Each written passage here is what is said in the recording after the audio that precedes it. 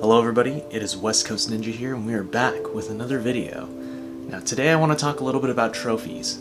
Platinum trophies. Now I don't know if you're into trophy hunting, I definitely am. I think it's always an extra beautiful hidden gem inside of video games. It's that extra challenge, so you can go the extra mile in order to achieve that beautiful platinum that just sits on the top, smiling down at you. So today we're going to be talking about platinum trophies, specifically on PlayStation Now. Now disclaimer, we're only going to be focusing on downloadable PSNow games, not the streaming options at all because some people don't have the best internet connection. All that being said, I just want to jump right in, so today we're going to be talking about a few different platinum trophies that are not too difficult, that take roughly around 10 hours or less to achieve, that you can download directly from PlayStation Now. Let's jump right in.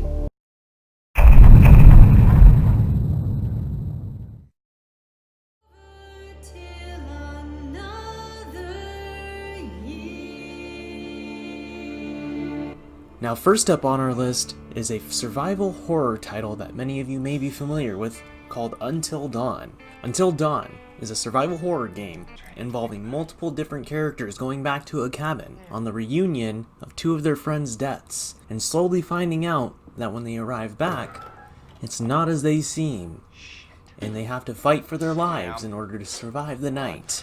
During your time playing this game, you need to make multiple different decisions trying to figure out how to keep the characters alive until the end of the game, until they can find some sort of rescue. Let's go! Time to get out of here!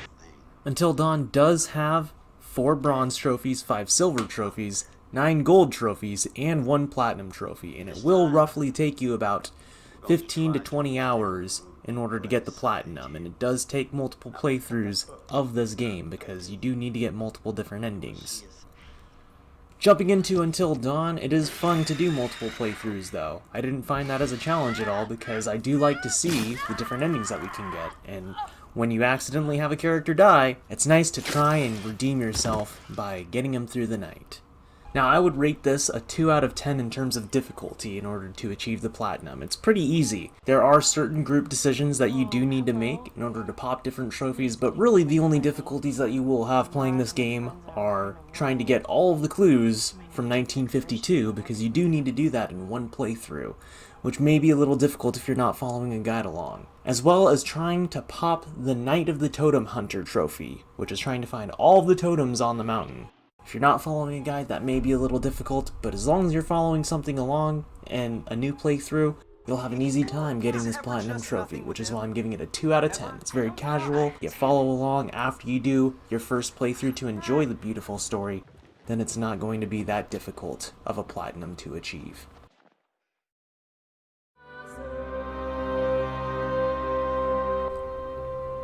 Now next up on our list, we have Everybody's Gone to the Rapture. A beautiful first-person adventure game where you're walking around in an old English town, figuring out where everybody's gone, why everybody's missing, and what has happened. Diving into this game, we have 1 platinum trophy, 4 bronze trophies, 6 silver trophies, and 8 gold trophies. Now this game will take 2 playthroughs if you want to go platinum on it, and I would highly suggest following a platinum guide while you're doing this actively, because there are a lot of missable trophies. For example, listening to all of the radios before doing anything else, as well as the trophy Wrong Number, where you need to spend time waiting for a call, which does take about 3 minutes. And there's no indication that you would ever need to do this in the game. The only reason why you would know this trophy is if you were trying to go platinum. So with that being said, I would highly suggest following somebody else along. However, I would still give Everybody's Gone to the Rapture 1 out of 10. The game is absolutely beautiful. It does not take very long to get the platinum trophy, and you will get sucked into the beauty and environment of this game as soon as you boot it up. So if you've not played Everybody's Gone to the Rapture, I would highly suggest it, especially if you're going for a platinum.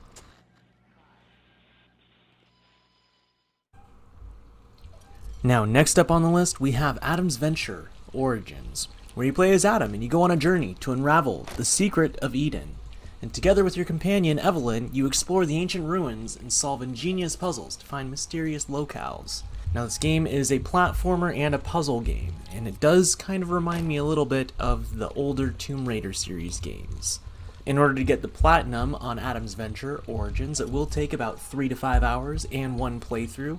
so it's not too intimidating.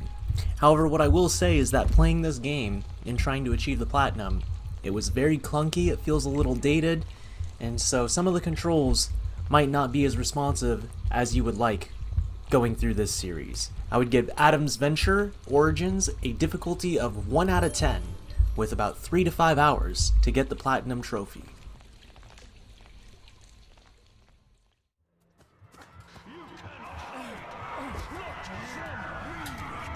Now next up on the list we have Black Mirror, which is a horror adventure game which follows the story of David Gordon, who, after learning about the tragic death of his father under strange circumstances, travels back to his family's mansion in the Scottish Highlands, where he learns about potential curse on the family and his father's descent into madness. Now walking into this game, it felt a little clunky, it felt a little outdated. However, the immersive story that you get pulled into really sold the 8 hours that it took to achieve the platinum. Now Black Mirror does have missable trophies, so it would be recommended to follow along with a guide before trying to dive deep into this. Unless you want to have multiple playthroughs, that's perfectly fine as well. But if you want to try to platinum this game in 8 hours in one playthrough, following a guide would be suggested. However, that being said, I would still give Black Mirror a difficulty of 2 out of 10. It does take a little bit of time to get this platinum, but the immersive story pulls you in. You're never really bored with it, unless you're running around trying to figure out what to do, and it's a fun experience overall. My own father was the same with me. It isn't possible to escape destiny! Now the final game on this list is Sherlock Holmes, The Devil's Daughter. And one of the reasons why it's the final one on this list is because it's probably the most difficult out of all these games in order to achieve the platinum, and it will take over 10 hours to probably try and get this platinum trophy. However, it is a very exciting game, it has a very interesting story to it, and you get to jump right back into Sherlock Holmes and enjoy a beautiful mystery with Watson by your side, uncovering all of the secrets. Now when it comes to the platinum in Sherlock Holmes The Devil's Daughter, it's not too difficult to achieve for the most part, as I said earlier. A lot of the story-based trophies are pretty easy to achieve, trying to get all the cases perfect. The biggest difficulty that I had with this game in trying to go platinum was the minigame. The minigame was absolutely brutal because you had to beat your opponent and get more points than him, rolling across those balls on the field. And let me tell you, that is no easy feat. I don't know how many times it took me before I could actually get my balls in the holes. It was ridiculous. It was relentless.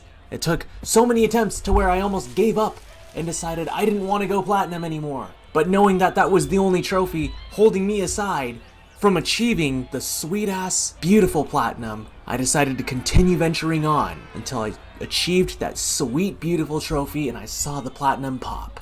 Now I would give Sherlock Holmes The Devil's Daughter a difficulty of 4 out of 10 in order to achieve the platinum trophy.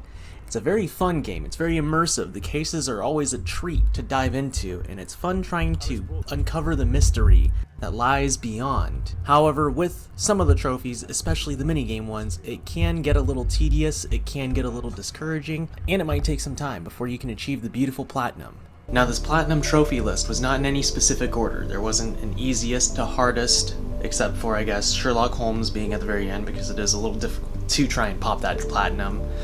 But these are all platinum trophies that I was able to get through PSNow. One of the reasons why I got it was due to the pandemic and really trying to stay inside more and not go anywhere, so why not try to pick up some extra platinums, dive into some new games, and treat yourself a little bit with some beautiful stories and some beautiful narratives. Now if you did like this video and you want to see more, leave a like or a comment down below, let me know. And next I think we're going to be diving into trophies, platinums, again on PSNow, that take roughly 1 to 3 hours, the games that you normally don't want to play, the games that you're literally only going to pick up because you're trying to go for a platinum. But you know what, sometimes I give away a little bit of pride to get a little bit more gold on my PlayStation tier. I don't know about you guys, but it feels oh so good seeing more platinums. But until then, this is West Coast Ninja signing out. So peace and love, stay safe out there and stay healthy.